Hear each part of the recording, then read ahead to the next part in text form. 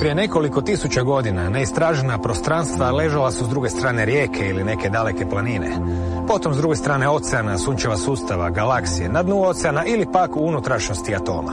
Neke tajne postupno su se otkrivale, ali najveće neistraženo područje tek je načeto. Ljudski mozak, i svijest. Što se zbiva u kemijsko-biološkim strukturama mozga? Kako se u toj sivoj materiji pojavljuju tako suptilne pojave kao što su misli, ideje, iskustva, osjećaj sebstva, svjesnost? Kakva je veza između plasticiteta mozga, meditacije i namjere? U konačnici može li se poboljšati vlastiti mozak? Upravo to su teme kojima se bavi dr. Fred Travis, direktor Centra za mozak, svijest i spoznaju. A rado su viđene i ovdje, na rubu znanosti.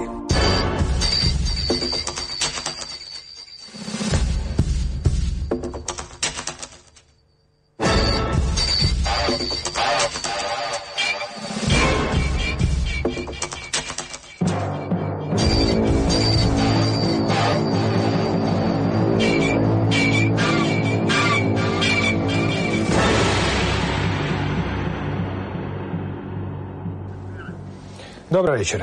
Dr. Fred Travis, ravnatelj je Centra za istraživanje mozga, svijesti i kognicije, sveučilišni profesor i dekan postdiplomskog studija na Maharišijevom sveučilištu za menadžment u Iowi, te autor brojnih znanstvenih istraživanja iz tog područja. A u središtu njegovih istraživanja mozga su učinci meditacije. Dobro večer. Good evening. Za početak, kako se mozak uključuje u ono što smatramo našim iskustvima, pa onda možemo iz toga krenuti dalje i vidjeti na koji način možemo poboljšavati naše iskustva.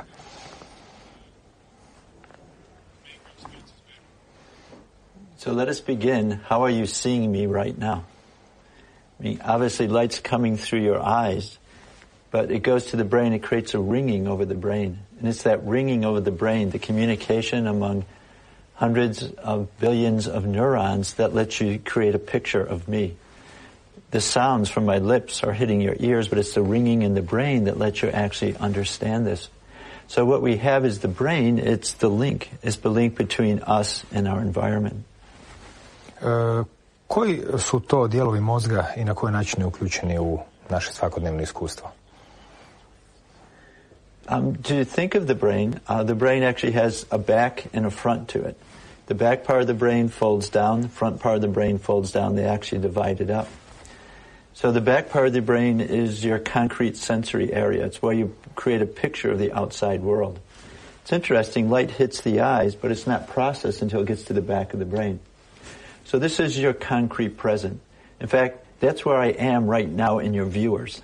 This person sitting, talking, it's this film that's just playing in the back part of their brain. To actually do something with that, to take it out of just the immediate present and think about it, you need to use the front part of the brain. The front part of the brain has connections to all other parts of the brain. It takes information that we're actually seeing, combines it with emotions, with plans, with values, with intentions, and then it creates what we want to do. So what we have is the back part is a concrete present, the front part of the brain is thinking, is planning and desiring, and what's happening with every experience is there's a ring between those areas. Mozak nije toliko zadan svojim mogućnostima i oblikom kao što se čini. Postoji njegova odlika koja se zove neuroplastičnost ili neuroplasticitet. To znači da se zapravo mozak može mijenjati cijeli život pomoću inputa kojemu mi dajemo. Koje su zapravo ograničenja i mogućnosti toga što našem mozgu pruža njegova neuroplastičnost? This is an excellent next question, neuroplasticity. Because the picture I've given you is almost as though the brain's like a computer, it has modules, it just works. Well, the reality is in the process of ringing that allows us to see the world, those circuits that are used actually changed. This is what neuroplasticity is.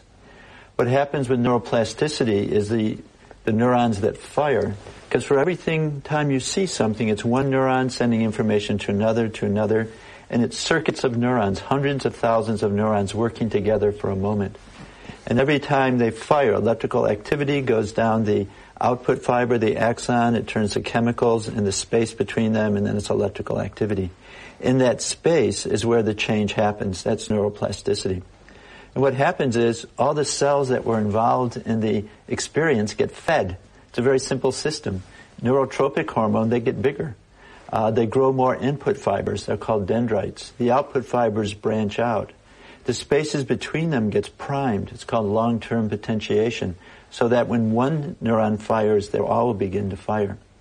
So neuroplasticity is just the result of the experience on increasing the weighting between different neurons. What's the limit to this?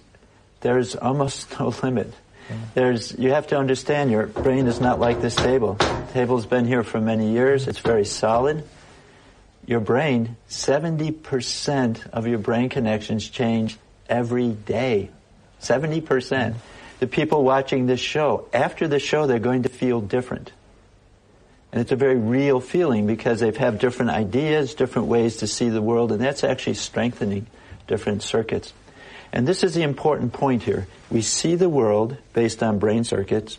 Because of that, we make a decision and have some experience. That experience in turn changes brain circuits. So you can easily just get into a rut.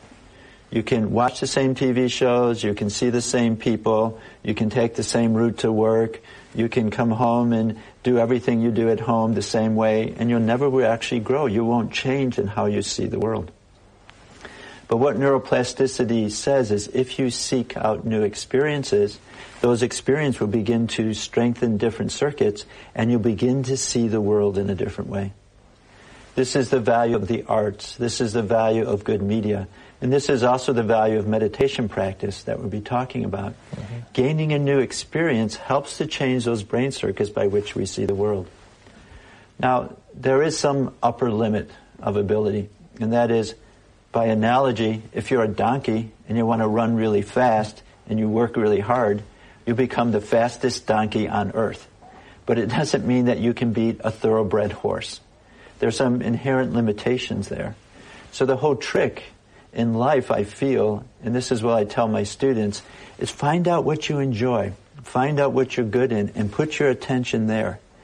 Because then neuroplasticity is going to allow you to refine your mind and body and brain so you can really excel in that specific area and become really great in that area.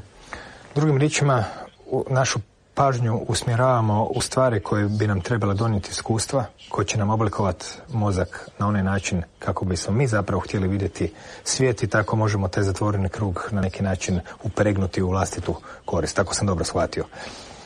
You understand correctly, yes. U svom slučaju oslobađajuća spoznaja. Danas je vrijeme kada se često spominje jedan pojam stres, praktički sve stres. Hodanje po ulici, hrana, svakodnevni život, osim možda šetnje kroz šumu. Na koji način pak stres utječe na mozak, s obzirom da bi on bio ona druga strana ovog što smo do sada pričali i nažalost kroz neuroplastičnost mozga se odrazio na negativan način? It's a very good insight, and it's a very important question. But stress isn't, it's not a bounded thing.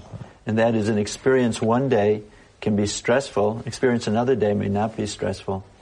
And to understand this, we have to understand the difference between stress and challenge. Some people listening to your question may think, I need stress to get going. I need that outer pressure to really start focusing in on getting things going. I think what they're talking about is challenge, because under challenge, the primitive brain, the brainstem, actually activates the whole brain. Under challenge, you begin to see things more clearly. Under challenge, the front of the brain, remember that's the part that puts everything together, that begins to function faster. We like challenge. Challenge is how we grow.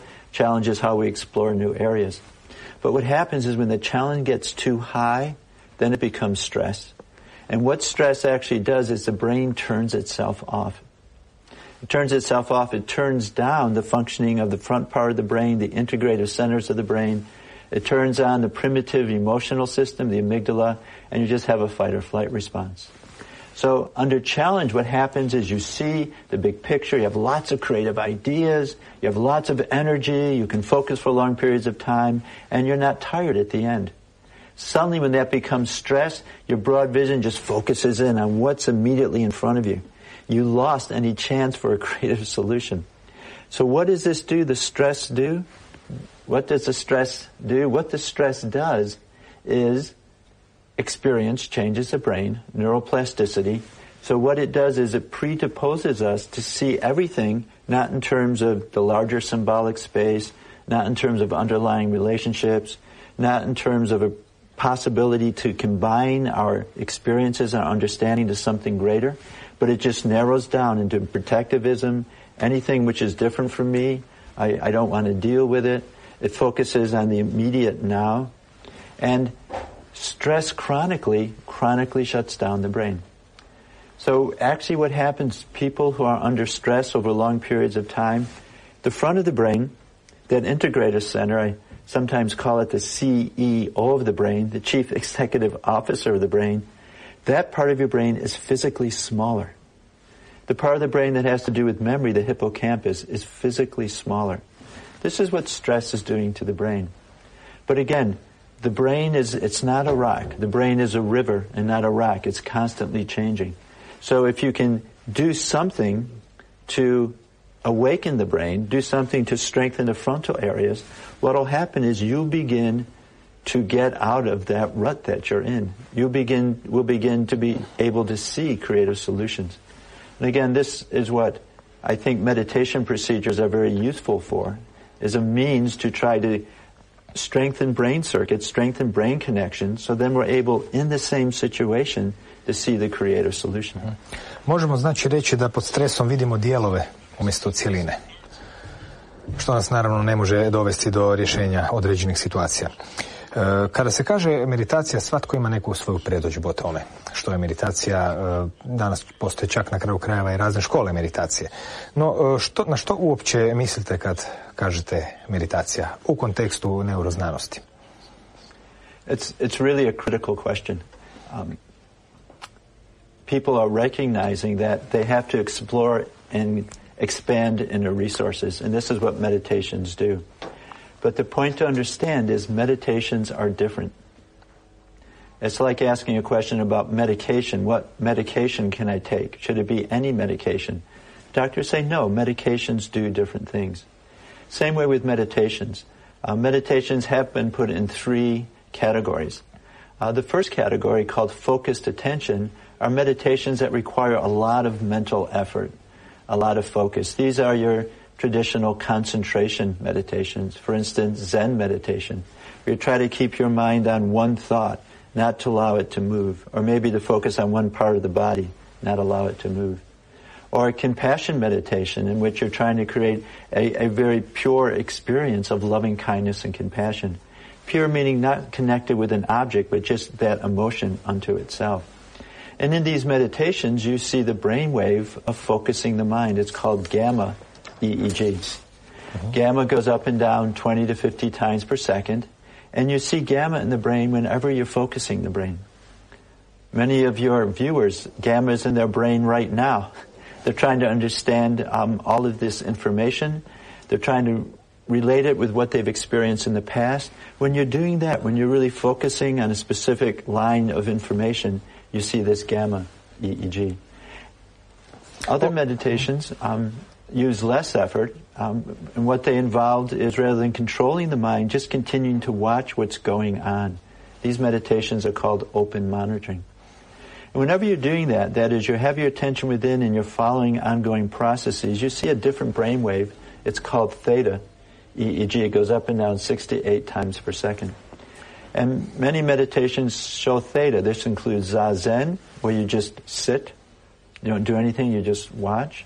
It includes mindfulness, where you just are mindful of, you observe the ongoing processes, whether it's breath going in and out, whether it's a body scan, how is my body, is body tension, is it thoughts, is it emotions?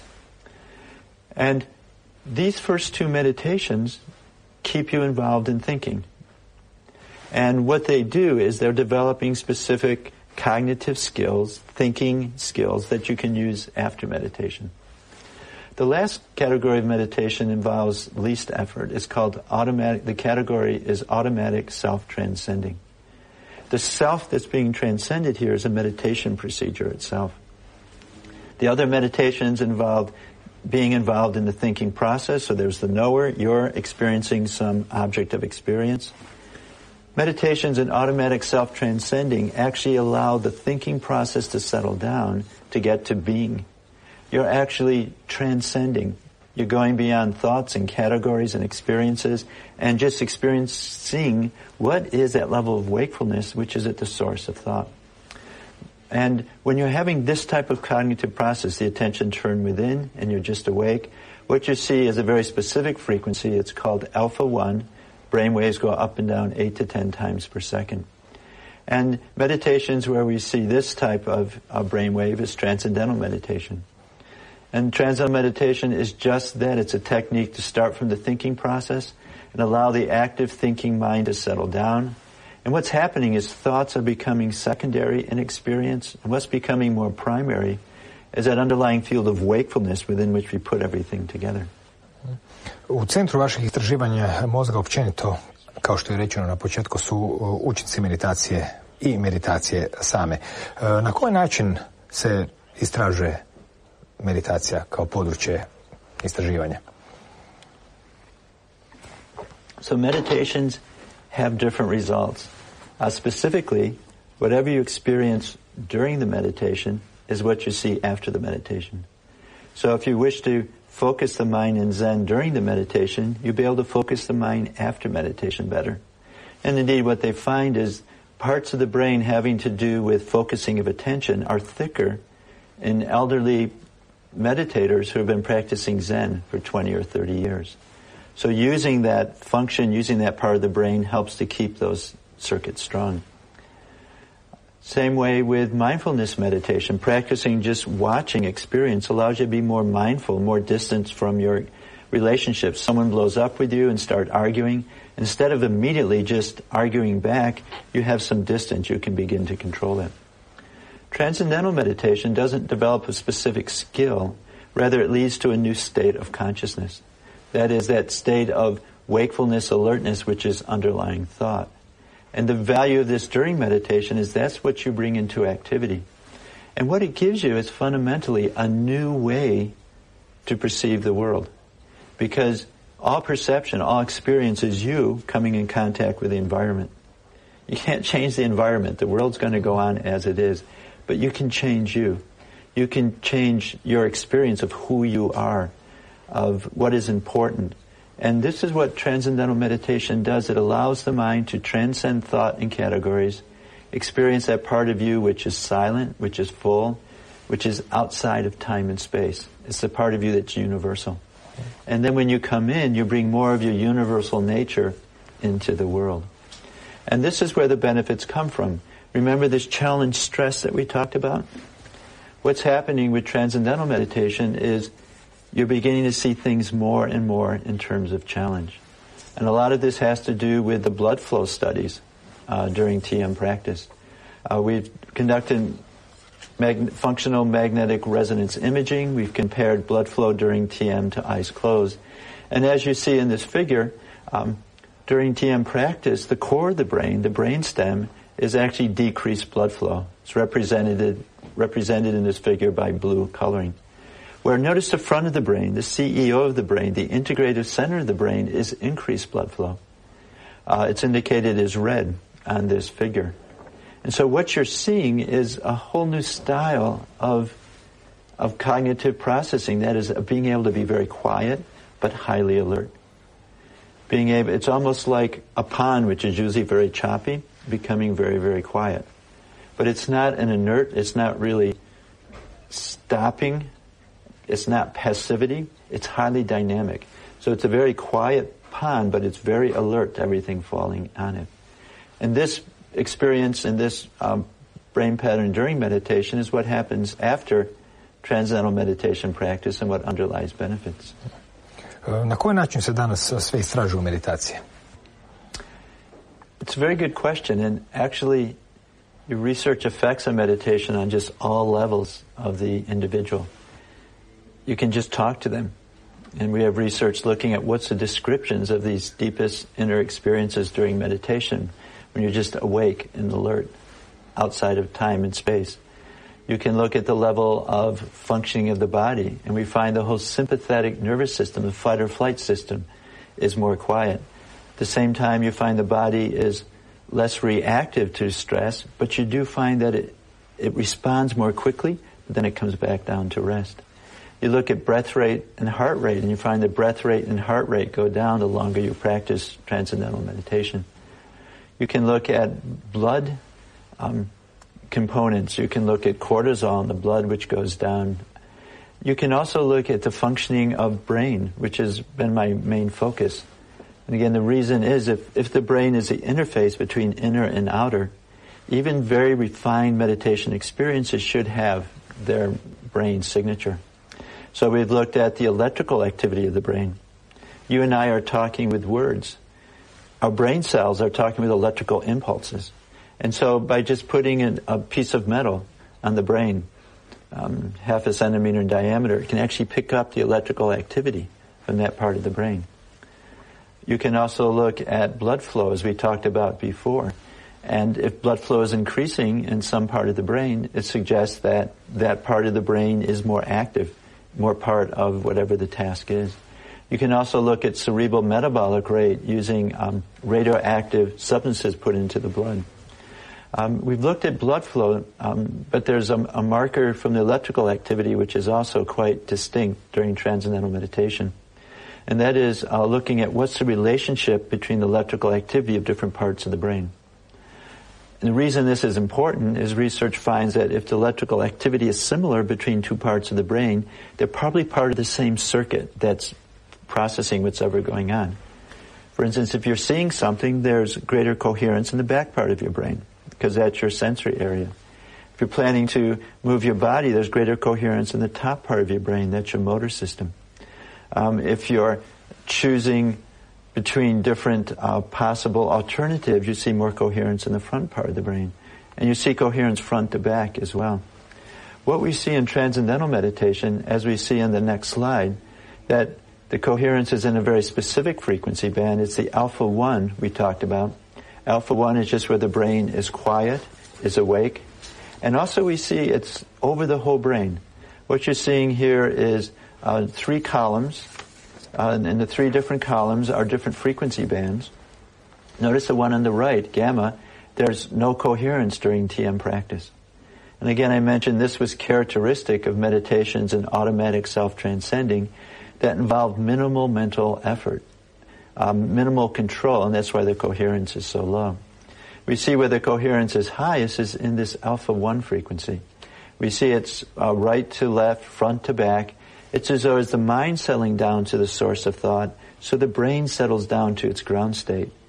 Not the ground state of doing, but rather ground state of being. Not the ground state of localized parts of the brain giving rise to specific output. It's more the whole brain is awake, is alert. It gives a lively foundation upon which to process the world. S obzirom da ste opisali nekoliko vrsta meditacije s obzirom na, recimo, tip valova koje stvari u mozgu, usmjerena pažnja, otvoreno motrenje ili automatska transcendencija. Smatrate li da su neke od njih bolje ili gore, kompletnije, sveobuhvatnije, da neke možda daju više prednosti čovjeku ili ubrzavaju na neki način razvoj njegovog mozga nego neke druge? It's an important question, the practical question. And each meditation is best for the aim it was set up to do. Focus attention meditations are set up to focus the mind, and probably if you do that, you'll be able to focus better. Compassion meditation is found to actually enliven the emotional parts of the brain, and you actually have a richer emotional state. Transcendental meditation is best for transcending, and it's because transcendental meditation is set up for that. I mean, the whole purpose is not to develop a specific skill, be it focus or an emotional state, but rather to allow the mind to explore a new state of consciousness. And so then the next question comes up, what do you want? If you need a very specific skill, you can pick up that specific skill with some meditation technique. If you actually want to change the whole framework and foundation upon which you see the world, and then you want transcendental meditation. Kako oni koji dakle su sudjelovali u istraživanjima meditacije transcendentalne opisuju to svoje iskustvo koje je drugačije, znači od usmjerene pažnje ili od jednostavnog motrenja unutarnjih procesa bez sudjelovanja u njima? Excellent. I actually asked 57 people who have been practicing transcendental meditation for a few months up to many years to describe their deepest experiences during TM practice. And then I did something called content analysis. In that you take a series of words or phrases that exemplify a specific idea. You see how often that idea is repeated. The idea that was seen most often in their descriptions was transcendental meditation results in a state with the absence of time, the absence of space, and the absence of body sense. And this is something that's not reported in other meditations. And what we have with absence of time is that part of us which is closest to infinity. It's a part of us that is universal. So what you're experiencing as the mind settles down is you're going from an individual experiencing mind to just consciousness itself, wakefulness itself. It's the most full, most universal part of who we are. It's outside of space and outside of body sense. You no longer feel within the boundaries of the physiology. You're at one with that level of life which is underneath all of life. So this is the nature of the experience. Other meditations will depend upon their procedure. If the procedure is to focus attention, what you'll notice is you have a specific object in your mind and that's there the whole time. It's in terms of the object. Or if it's mindfulness, what you're noting is there's always a subject-object relationship. I'm maintaining watching. And the objects are going quickly through my screen of awareness, and there's always subject and object there. What we have with transcendental meditation is just pure subjectivity. It's self-referral awareness. Our consciousness, the way I see it, is like the light by which we see the world. It goes out through the senses, identifies with the objects, and that's how we see the world. Now, if you take this light of consciousness and turn it within to experience the knower, what you get is the knower being aware of its own structure. It's just pure subjectivity, pure self-referral awareness. And that's the nature of the experience during transcendental meditation. Ako bismo pogledali malo praktičnije aspekte transcendentalne meditacije, danas više nisu rijetka istraživanja kroz rezultate učenika, studenata ili nekih specifičnih zadataka koji su dati ljudima. Može se reći da transcendentalna meditacija ne pospješuje rješavanje problema direktno, nego indirektno. Kakvi su se pokazali u stvari rezultati tih istraživanja vezanih uz matematiku, književnost, pisanje, glazbu, općenito način na koji su ljudi pamtili detalje, slike, prikaze, cjeline i slično. Na koji način je meditacija poboljšavala te njihove vještine od sasvim praktične vrijednosti? Very, very practical question. I like to start with an analogy, and then we can look at some specific research. The analogy is you can learn how to take a knife and make special cuts in different ways. Or what you can do is stop using the knife for cutting and sharpening it. Other meditations, I see they're teaching you how to use a knife. They're teaching you how to use the mind, your cognitive, your attention, your emotional regulation. They're teaching you how to use the levels of mind that you have. Transcendental meditation is like sharpening the knife. It's like stopping doing and just allowing you to become more at home with the basis of the mind. And the benefits are quite broad because of this. The more specific your meditation, the more specific the benefit it is. The more broad the experience of meditation, the more widespread the benefits are. For instance, attention deficit hyperactive disorder. Kids who have trouble focusing their mind. And what's found is adding this experience of inner awareness, pure wakefulness, the source of thought, they begin to be able to control their thoughts. Because remember, on a very practical thing, what's happening is increased blood flow to the front of the brain while the whole brain is rested. That's just what the ADHD kid needs. Because they actually have a lag in development between the rest of the brain and the front of the brain. So what we find is children who are learning ADHD, they become better at anger control, impulse control. They become better able at focusing. They're happier. They get along better with people around them. Post-traumatic stress disorder. Post-traumatic stress is due to a very traumatic experience. And what it does, it turns on one part of the emotional system, the amygdala. And the amygdala is our fear center. So what happens, a person with post-traumatic stress is walking around and everything is being experienced with this veil of fear. They're hypervigilant. They feel someone's out to get them. They distrust people. They feel as though they're out of control. And it's all because the brain, this link between inner and outer, has this switch on of the amygdala. I think the experience of this source of thought, this value of pure consciousness during transcendental meditation, as if turns the amygdala off. Because what we find in a very short period, a matter of a few days, the vast majority of veterans or women with post-traumatic stress, these symptoms just dramatically drop. We have research with African refugees, and we found these were Congolese refugees from the Congolese Civil War who were in Uganda. These refugees had lost their home, lost their belongings, lost many of their family members, saw atrocities done to their family members.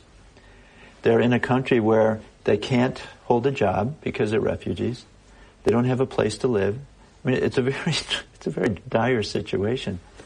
But these individuals were able to sit down and practice transcendental meditation. All you need is a chair and 20 minutes morning and afternoon. What we found in 30 days, their post-traumatic stress symptoms went from very severe to non-symptomatic. And then in 135 days, they continued to go down. So these are people that are sort of on the edge of distress.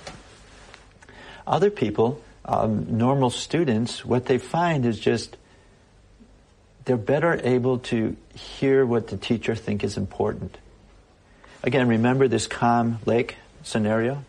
The student, if they're sitting there and worrying about their grades or worrying about does so-and-so like me and worrying, maybe anxious about something at home, it's like a pond which is really lots of waves.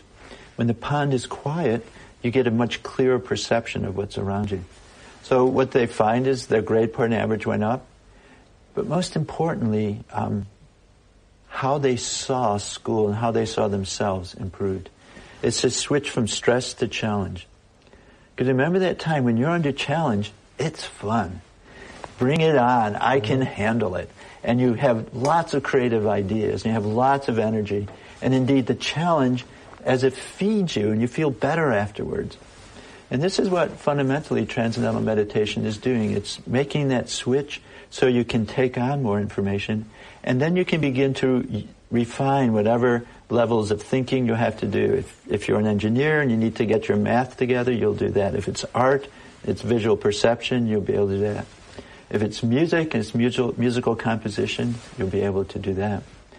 We've done research in San Francisco school district, and we've looked at-risk schools. These are schools where you go through a metal detector to get to schools. And these are not high schools. These are kindergarten up through middle school. Metal detectors, policemen. This is how the kids have to go into school. There's fights, there's tension, there's anger. We started teaching transcendental meditation, and the school went from the bottom of all San Francisco schools up to near the top. Because the kids want to learn. You can't, if you have a 5 or 6-year-old, you can't stop them from learning. If they're day in and day out under stress, under a school system that doesn't support them as an individual, that desire to learn just gets extinguished. And what TM does is it just reignites that. And so the child is just naturally better able to focus in whichever area they're in. Kako su djeca u školi prihvatila takvu novotariju? Veliki je skok od detektora metala i policajaca, znači potencijalnog rizika da razne bande imaju oružje po školi i slično, doći od trenutka gdje zapravo trebaš na neki način nadvladati ipak predodžbe okoline i odjednom da meditirati 20 minuta. Kako su se odnosili prema tome? The children don't have preconceived notions. And they were told, this is going to be something that's going to let you deal with stress. It's going to let you be better at school. And also what was done is, for the first 10 minutes of school was called quiet time. So for 10 minutes, everyone was quiet. And if you wanted to learn transcendental meditation and meditate, then you could. If not, you had to read a book. Nobody talked. Phones were turned off. This is how they did it in school because of the points you're bringing out. You don't want the kid to think, well, I'm going to be weird. I'm going to be one of those guys closing their eyes. And so that's how they did it. And the kids, again, are very open, and they tried it. And especially the kids who are under high stress, they're the ones it's like a light coming on in a dark room. For the first time, their mind can settle down and they can feel at peace. And it's a very real experience for them. And so it was very actually quite easy. To su zapravo situacije koje možda nisu nikada u životu iskusili. It's true. With the attention deficit hyperactive disorder students, this is what they would say. One person came out of their first meditation and they were very quiet for a moment, and then they said, this is a whole new world. They'd never been settled, they'd never been at peace, they'd never felt completely whole. Because when the mind settles down and you experience something outside of time and space, what it is, it's whole and it's complete and it's self-sufficient and it's full and it feels right. It feels really okay. And so, and this isn't a cognitive thing that you're told or anything. It's the nature of that deep felt experience. And so it is something that they haven't experienced before, but something which they appreciate. Pretpostavljam da na Maharišijevom sveučilištu za menadžment s kojeg dolazite svakodnevna praksa transcendentalne meditacije je uobičajena. Yes, actually, transcendental meditation is part of the school system. It's called consciousness-based education. We realize that what students require to be successful as students is the knower needs to be full in themselves. They need to be quiet, alert. They need to be able to focus. They need to be able to be free of the stresses. College is a very stressful time, especially the first year. So what we do is all the students meditate in the morning and then they come to class. And we have actually classes from 10 to 3. And it's not our lecture, but we lecture and we do exercises and so on. And then at 2:45 we stop the academic information and we all sit down and practice TM together. And so they have the meditation in the morning and then they come to school. And it's really fun to teach these students because they don't have their heads on the ground, on the desk. They're not asleep. They're not gazing out the window, spacing out. They're listening to you and they're asking you questions. And they're asking you really tough questions. Because their mind, remember this quiet lake, they're able to put together art and computer science and math and brain.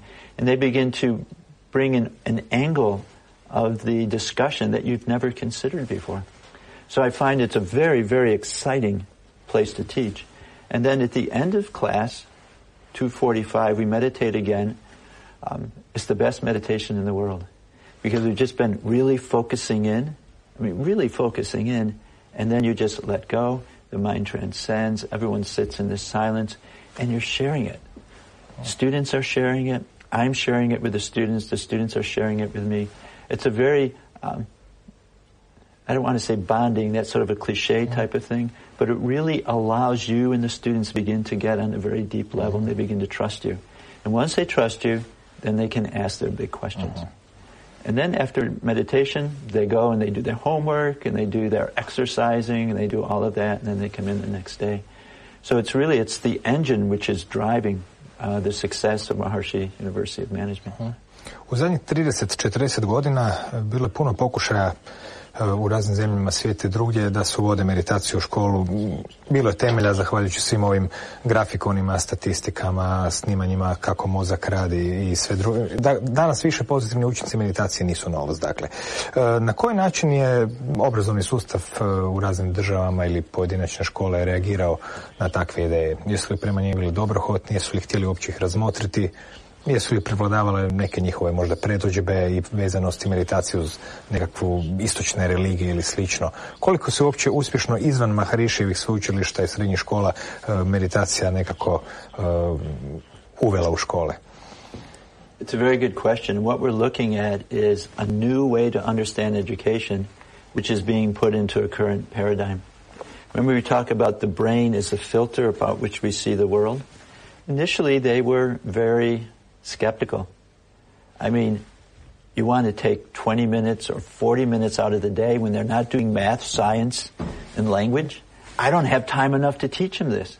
And this is the very pragmatic questions that we're bringing up. And so, but then they looked at what the reality was in front of them. The students and teachers were burning out. They were getting stressed. Though they were spending time on tasks, they weren't getting very much from it. So then they began some pilot projects. And then they began to see, and this is what, especially in the San Francisco School District, one of the teachers said, taking that 10 minutes beforehand allows the student to completely focus for the next 50 minutes. And so it's a value of getting rest as the advantage for activity. It's almost like shooting an arrow. You pull the arrow back first. And someone looking at you might say, no, you're going in the wrong direction. And you say, I know what I'm doing. And you let go and it flies to the target. So this is what happens. In Skelmersdale, England, there's been a school there with consciousness-based education for probably 20 years. And those students have performed so well on national tests that last year the British government made it one of their government schools. That means they will pay any British child to go to that school. Why? Because it turns out better students. And the better students, on one level it's grades. That's okay. But on the other level it's happiness, it's self-sufficiency, it's directedness.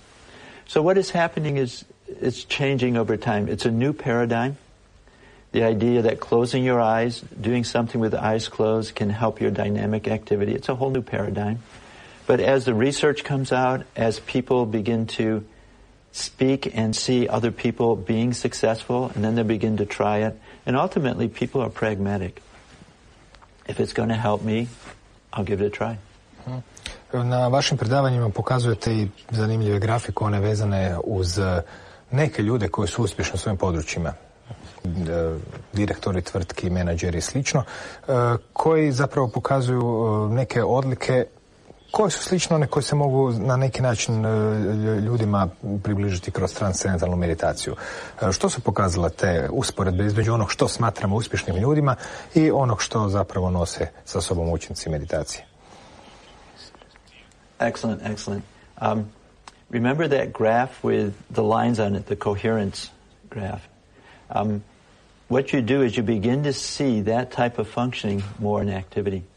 So that means the person is having more and more of this inner silence, this inner wakefulness, even in the midst of dynamic activity. This grows through transcendental meditation practice. We have many random assignment studies that show in college students, for instance, 3 months practice, this level of functioning, we call it brain integration, goes up if they're meditating throughout the school year. So we thought, well, let's look and see where we find this brain pattern and what does it mean. Is it just a meditation thing? You'll get it if you meditate. Or is it something which is a human thing? That is it a characteristic of brain functioning that we see in specific types of people? So we reasoned that what this brain functioning is showing is that you're more in touch with your silent inner being. This is where your creative ideas come up from. So you should be more successful. Our reasoning was this is allowing us to see the world less as stress, more as challenge, so you should be able to deal with the challenges more successfully. So we looked at successful people. We first started with athletes. We had 33 athletes who placed in the top 10 for at least 3 years, and these are Olympic Games, World Games, or National Games. We compared them to athletes who did not consistently place, and what we found was higher levels of brain integration in the athletes, the world-class athletes who consistently placed. We did the same type of study with managers. These are managers who had been CEOs for at least 18 years, and during that time the company had expanded. We found they had higher levels of brain integration compared to controls. And when we speak about this, we don't suggest that if you practice TM and develop this style of brain functioning, brain integration, that you're going to be a great athlete or a great manager. Remember that analogy of either using the knife or sharpening the knife. But rather with transcendental meditation, you're able to sharpen the knife, you're able to develop that style of brain functioning, and then that's going to help you be more successful in whatever area of life you direct your attention. Drugim riječima, ovi uspješni sportaši i direktori su na neki način imali jače razvijeno ono što zovemo obično sposobnošću intuicije, šireg sagledavanja problema. Jel bi se moglo to tako možda oblikovati u riječi? Exactly. That's the practical benefit of being more connected with your inner self. And the managers would say this. They would say they seem to have better luck. They would seem to be just alert to some change in the business environment and the economic environment that they take advantage of, and they would be successful. Because again, the brain is the interface. It's the link between inner and outer. If the brain is functioning in a more integrated way, you're going to see the same situation differently. And this is the value of transcendental meditation, not to try to develop a specific individual skill, but to develop that quality of brain functioning that will help all areas of life. And they'll help you in development of all types of skills. Gospodine Travis, zahvaljujem na vašem vremenu. My pleasure being here. Thank you for your very thoughtful questions. I do neke sljedeće prilike. Hvala i vama na pažnji. Sigurno jest da živimo u svijetu koji naše mozgove opasipa silnim podražajima i tisućama svakakih informacija svake sekunde. Trebaju li nam sve one uopće? Ili nam možda treba nešto više one prave unutarnje tišine s koje onda izviru ideje, inspiracija, mir. Kad ste zadnji put začuli? Ako se kod tišine uopće može govoriti o slušanju. Doduše ona ponekad dođe sama. Ponekad i u ovo doba noći. Laku noć.